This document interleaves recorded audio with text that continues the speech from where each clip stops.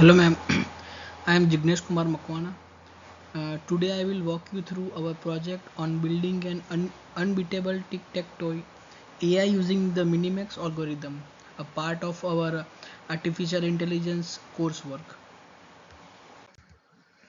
In in these slides, I would like to give you a small introduction. Our objective was to develop an AI agent capable of playing tic-tac-toe without ever losing. To achieve this, we implemented the Minimax algorithm, a classical technique in AI for optimal decision making in turn-based game. Uh, and in these slides, Tic-Tac-Toe is a simple 3x3 board game played by two players, X and O. The goal is to align three symbols in the row, column or a diagonal. If the board fills up without a winner, the game ends in a draw.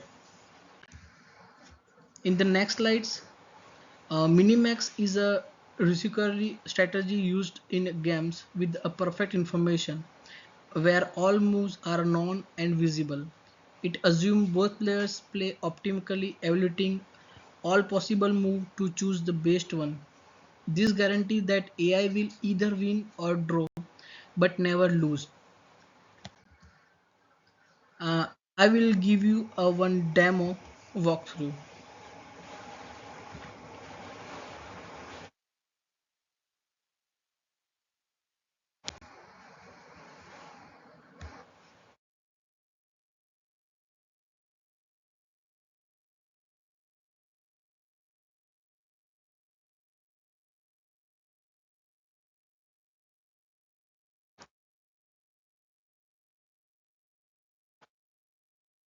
I record one screen which I performed before, and let's begin with by selecting our symbol, and let's choose X and go first. As the human player, I make a opening move. The AI instantly calculate the best response using the minimax. Next, I try to create a winning path, but the AI blocks it. I attempt to fork, setting up two win conditions, but the AI detect and stop it. Now let's play a perfect game with both player and optimal moves. As expected, the game ends in a draw. This demonstrates the AI flawless strategy. It never misses a winning move and never makes a losing one.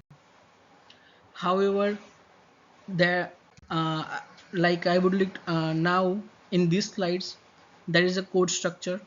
The AI move function is basically core function implementing minimax recursively. In the next core eval that evaluates the board as a win, lose or draw. However, check win, open spots and mark function are utility functions for a game logic. And the next start function, it is used for a control the game loop, and the both turn and player turn handle the turn taking and player interactions. Now now I would like to explain minimax logic. The minimax algorithm operates recursively. If the game is over, it returns a score based on the outcome. If the AI turns, it chooses the move with the highest score. If it is the player's turn, it picks the move with the lowest score. The function returns the best possible move for the current state of the board. The further explanation will give by Parishad. Thank you. Hello everyone, this is Farshad Ajaluyan. I'm gonna start from slide 9 and I'm gonna talk about like the supporting functions for this game. As you can see on the this slide 9, we worked on the score evaluation function.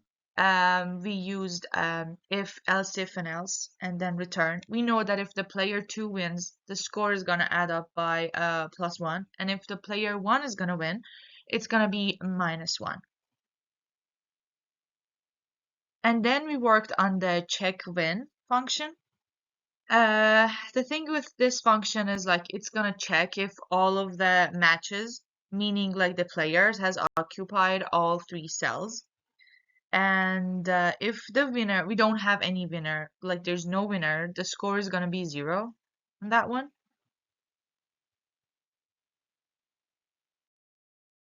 And then I worked on the is done. It's gonna return if like it's gonna check which one of the players are the winners. So it will return true if either player one or either player two won the game, means like the game is over. And then we worked on the open spots. The thing is, if E is equal to 0, it will that will add the position I and J to the list S.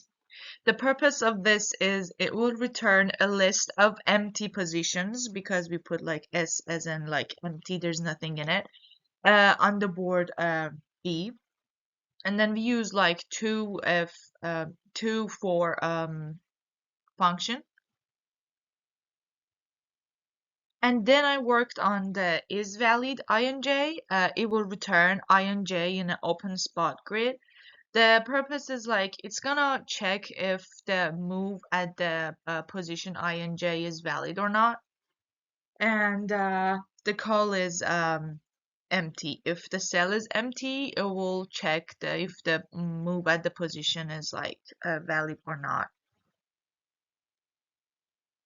The thing is, the game flow start is the main function, like start bracket, like the parentheses open and close, and it will initialize the game, collects like the player's choices and loops between like the players, and we also put the input validation and the like the replay options. Well, this slide 11 in general is gonna handling like the edge cases. Like this part of the code manages like invalid input, repeated moves, and the out of bound indexes. And it will ensure that the game doesn't crash and provide like the smooth user experience actually. And if I'm gonna go like over like the code just a little bit, just explain it a little bit, it's like first it will get the number of the empty spots, and then it's gonna for the if that is done or not and return, it's gonna the board is full or the game is already won. The bot it's not gonna move. And in the part that it said like if D is equal to 9, we know that if the first move, like board has like D is equal to 9, means like it has 9 empty cells. So if the first move, if it's like the first move, the bot randomly chooses like any of the positions and choices that they want to have. For this part, I'm gonna go just a little bit faster because we don't have any time. It's gonna start the terminal demo. It's gonna actually, we're gonna see like if the AI in action is actually gonna work. First, the AI block and the players are winning the attempt, and then it affect like avoids a fork trap. And finally, in a perfect game, the result shows like showing that the AI can now be eaten. Okay, on the left side, as you can see, I worked on I'm gonna just say the key points. We worked on the start function, and we use the reset to just clears the board, and then we comes down, and then we have a loop, and the loop runs the game while there are like open spots, and the game is like still not finished. We don't have a winner yet. So on the right side, there's a end of game checks. It will check the win, it will reset, and then it's gonna print. We know that we worked on the print. it will check if like the player one won, and it will congratulate the player, would say like you win. Else if the player two wins, and it shows like the bot's victory. And if no one wins, it will print draw. So in general, on the left side, if it's gonna be like the game setup and loop, and on the right side, it's gonna be like the post game result and the cleanup, and it clearly handles like the player and like the robot, like I'm sorry, the bot logic, and user input, the win and draw conditions, and that's it. Well, in this slide, I explained about the challenges that we faced. The input validation and the exception handling has a problem. The balancing AI was kind of difficult for us, and ensuring the clean game restart and flow had was one of the challenges that we had through like this game. Final thoughts that we both, me and Jignesh, had for this game, and when we worked on that, we learned actually a lot about like the game threes, and we improved like the Python and like our skills that we had, and we worked on a lot of supporting functions actually. And in the future, that would be great if we add like a GUI, the Pi game, or other stuff that I found. And maybe in the future we can add like a little bit just to the difficulty, and to make it more smooth. Well, thank you so much for watching. Me and Jignesh did our best that we could for this game, and we did a lot of research. And if there's any questions or any feedback, that would be very welcome. And we really appreciate watching this. And we were a team of two, me, Prashad Ajaluyan, and Jignesh Kumar. And that's it. Thank you so much for watching.